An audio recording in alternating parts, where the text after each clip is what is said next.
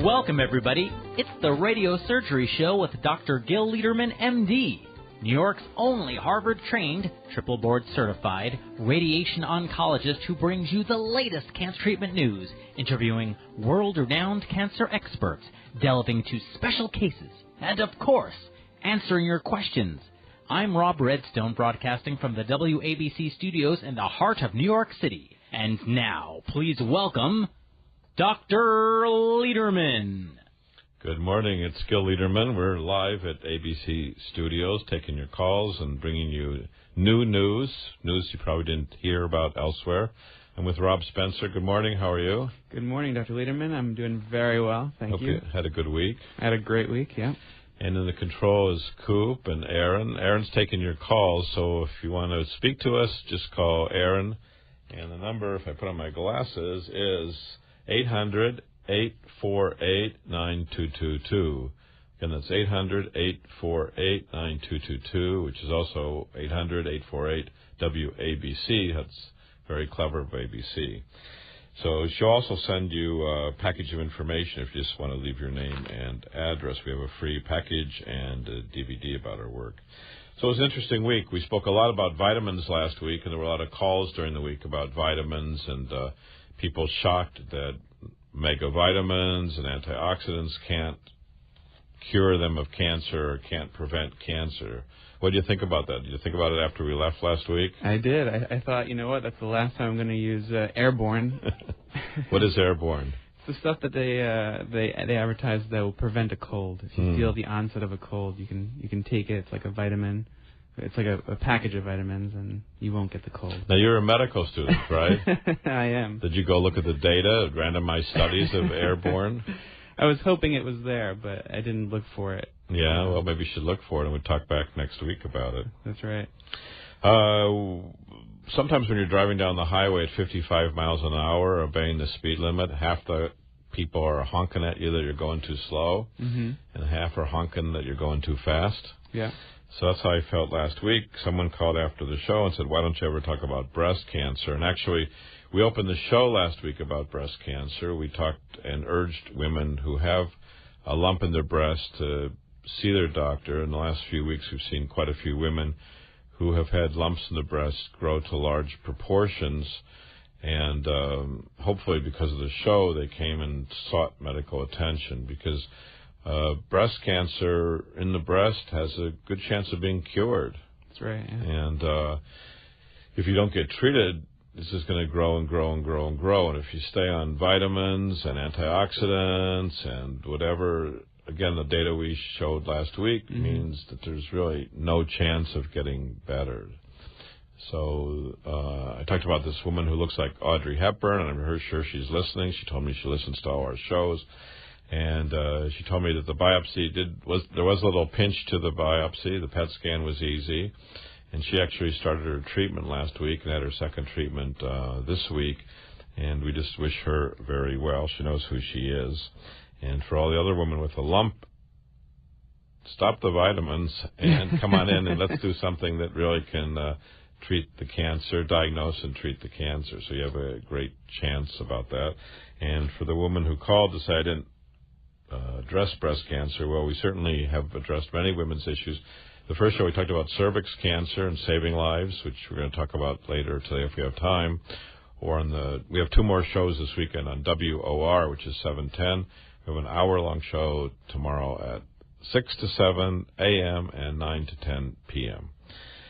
There was a big article in New England Journal of Medicine about prostate cancer. Did you read that? Oh, I haven't read it yet. No? So anyway, in the old days when prostate cancer was diagnosed, which is before your time, I'm talking about the old days before cancer markers. Sure. And people should know, what are cancer markers? Do you have any idea what cancer markers are? I know there's one, PSA. Right. So for different cancers, there's different markers. And in the old days, there was no signal or sign that one might have prostate or other cancers.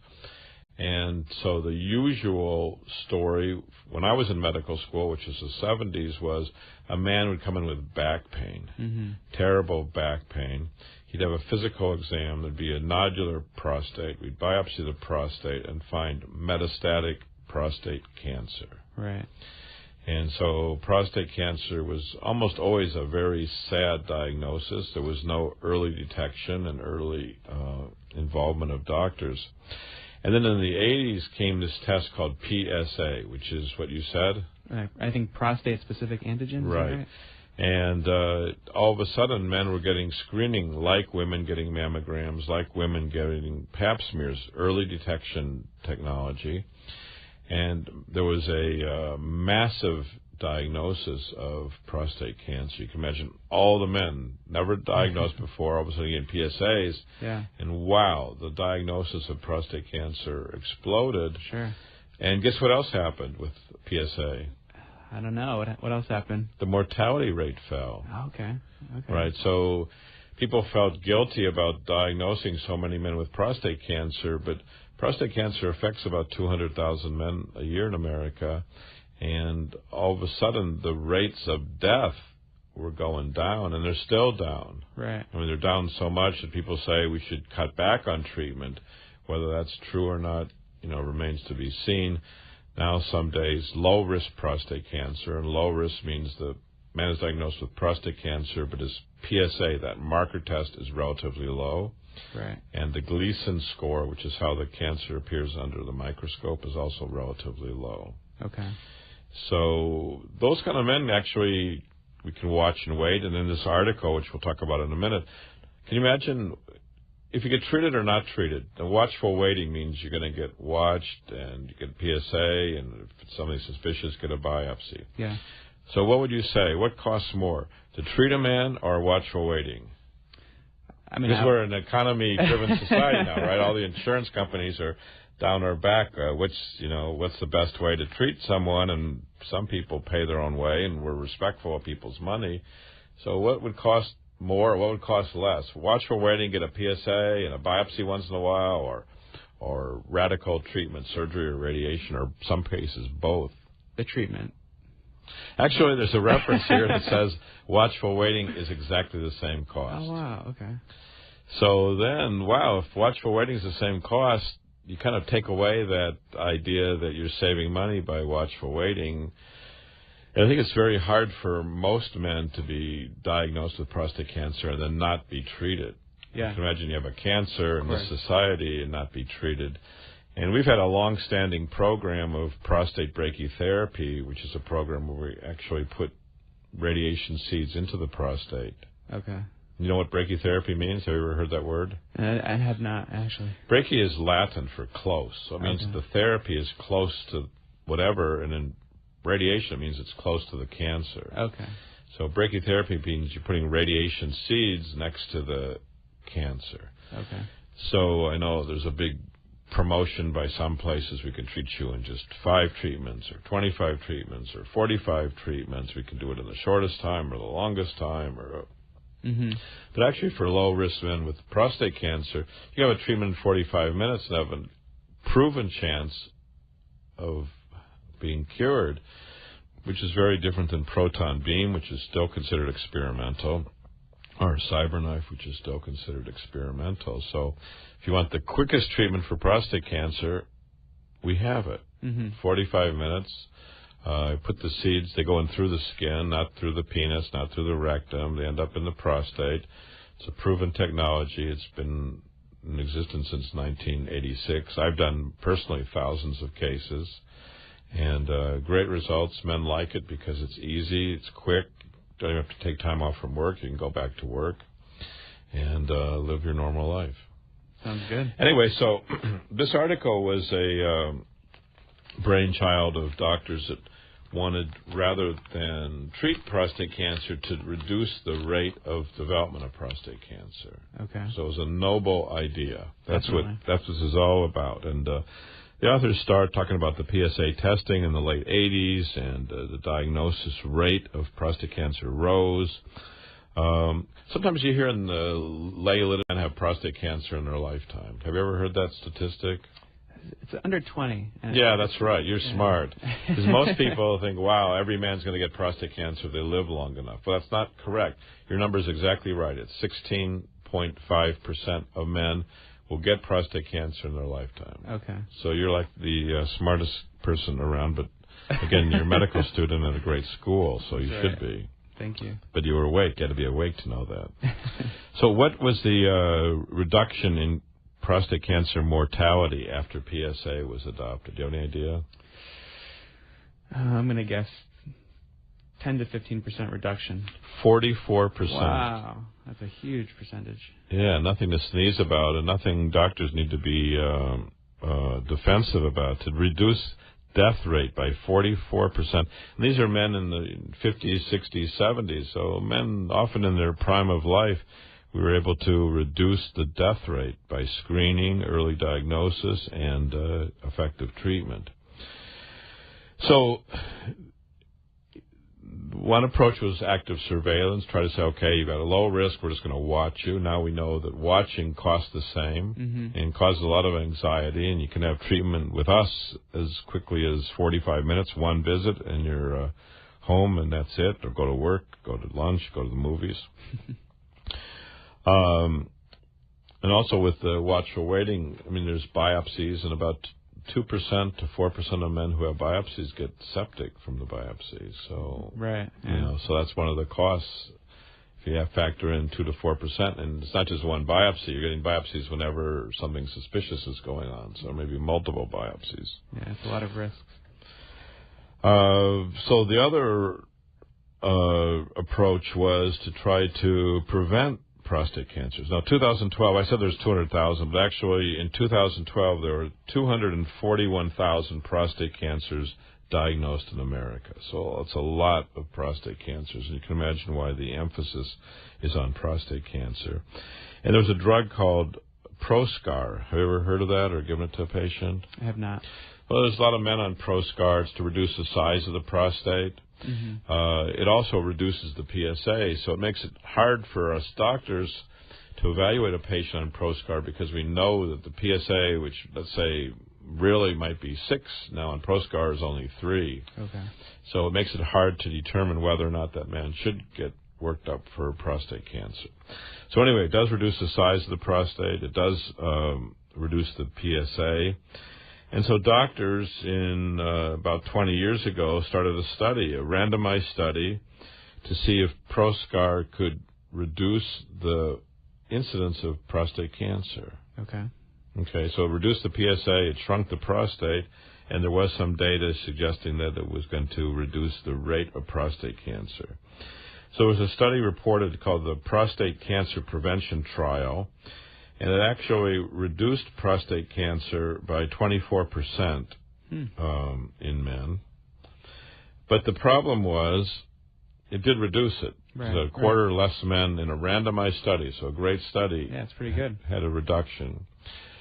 But the catch was there was a marked increase in the rate of high-risk cancer. So remember that movie that, I don't know, about 5 years ago, that these researchers were trying to find a cure for some terror. What was the name of that movie? I don't remember the name, but it was in New York City, and finally it creates monsters, this drug, right? Yeah. And then all of a sudden, a few people, all of America's wiped out from these monsters, and a few people end up in Vermont to try to rise again. That's right. That medicine creates a monster. Well, this is the monster. We reduce the good cancers, and we increase the bad cancers. And that's what Proscar did. And so it was a very hopeful study, and people obviously, many people say, I want to go on a randomized study. There's a new study. There's a new clinical protocol. Yes, I was accepted on it. Right. Well, here you get accepted on it, and you're increasing your risk of getting the bad cancer when you're really trying to get on the study to reduce your risk of cancer altogether. Right. So, yes, Proscar did decrease the PSAs. It did, in certain patients, reduce the risk of or the need for getting a biopsy because the prostates were smaller, the PSAs were less. But what happened, it seemed, was that higher risk cancers were either stimulated, and it must have been they were stimulated because there were more high risk cancers that developed in the control groups, in the treated group. So there are two groups, one that had placebo or sugar pills, and one that had Proscar. And there was increased death rate in these in the high risk patients. And the study had been going on for more than 18 years. And unfortunately, a lot of the centers that did the study had closed. So two decades later, they tried to use Social Security numbers. In America, if you have a Social Security number, you can punch in and see if you're alive or dead. Yeah. That was at least true until 2011, and then the Social Security Administration changed their mechanism. So they weren't able to use that by itself either. So they looked at survival rather than absolute prostate cancer diagnosis in later years. So in early years, they were able to look at the type of prostate cancer. When the study ended after 7 years, they offered all men, this is more than 20,000 men, a biopsy of their prostate to see if there was cancer or not. So that data was also included in this. And basically, doctors came away very frightened by trying to prevent prostate cancer with ProScar because you were inducing these high risk cancers. Yeah, it's terrible. So it's terrible, and basically it must have been a very expensive study because you have 20,000 men who were biopsied, who were followed, who were treated, who were watched with PSA. So I imagine it probably cost $10,000, $20,000 a man. So talking about probably tens of millions of dollars studies.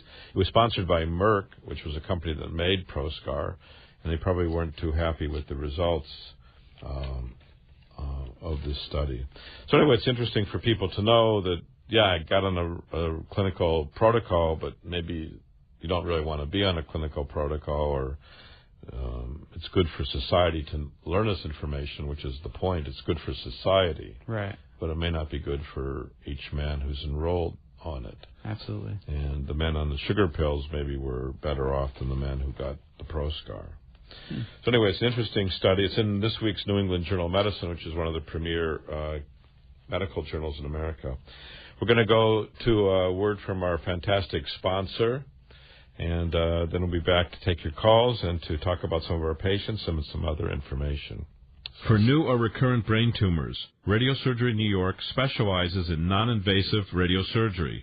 First in New York with painless, fractionated brain radiosurgery, we have decades of expertise in brain tumor treatment. Hi, I'm Dr. Gil Liederman. Critical to every patient, every family are results and quality of life while avoiding radical surgery. Our brain radiosurgery may be used even if prior surgery, chemo, or radiation didn't work. And our radiosurgery experience includes treating thousands with brain metastasis, glioblastomas, acoustic neuromas, meningiomas, and more, with no cutting, no bleeding. Our brain tumor treatment is outpatient with most insurances, Medicare, Medicaid accepted. A fresh second opinion could change your life. For brain tumor treatment, call 212-CHOICES. 212-CHOICES. Radiosurgery New York. Super conveniently located in Manhattan at 38th and Broadway, hits the brain tumor. Call 212-CHOICES, 212-CHOICES to hit the brain tumor. For prostate cancer treatment, results and quality of life matter. Hi, I'm Dr. Gil Liederman from Radiosurgery New York. Our enviable record includes treating thousands with prostate cancer. Critical to every man with prostate cancer and